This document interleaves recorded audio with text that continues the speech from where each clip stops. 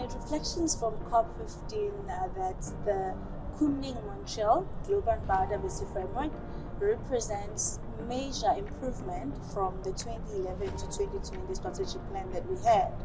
Although this new framework is not perfect, it does provide an opportunity for us to achieve the 2050 vision of living in harmony with nature. Some of the elements that I'm happy to see reflected is that it recognizes the right and the contribution of indigenous peoples and local communities in conservation, especially in the area-based conservation targets, something that was missing in the older framework. One of the things that was interesting to see is that it acknowledges also the role of sustainable use in conservation, and this is evident in the targets and some of the goals as well.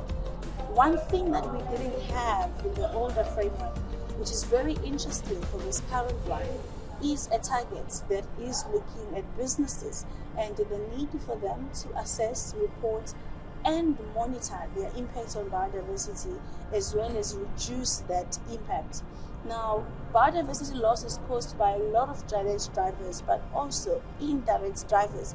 So it was interesting to see that there is a target that to some extent starts to address the issues of the indirect drivers, especially at sustainable consumption pattern.